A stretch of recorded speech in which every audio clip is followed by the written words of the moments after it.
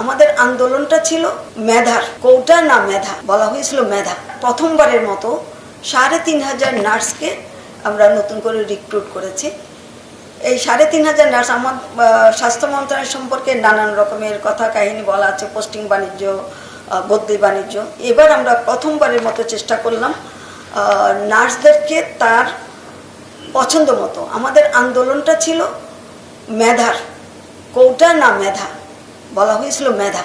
কাজে মেধাকে প্রাধান্য দিতে গিয়ে এবার আমরা যেটা করলাম, দুর্নীতিমুক্ত রাখতে আমরা যেটা করলাম, এই ৩,৫০০ নার্সকে আমরা কতগুলো শূন্যস্থান, যে সমস্ত জায়গায় আমার নার্সের দরকার আছে আর যেখানে ফিল আপ হয়ে গেছে সেখানে নয়, যেখানে শূন্যস্থান আছে সেইখানে কতগুলো তালিকা দিয়ে দিলাম।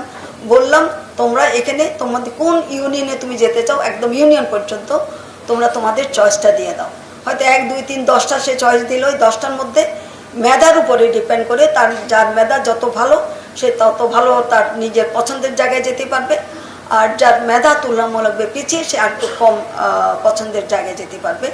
এইটা এইবারের মতন আমরা প্রথম করলাম। কাজেই এখন কেউ বলতে পারবে না যে এখানে পোস্টিং বাণিজ্য হয়েছে, কারণ এটা তার নিজের পছন্দের মধ্যেই সেই পোস্টিংটা পাবে, নিজের পোস্টিং নিজে নিচ্ছে।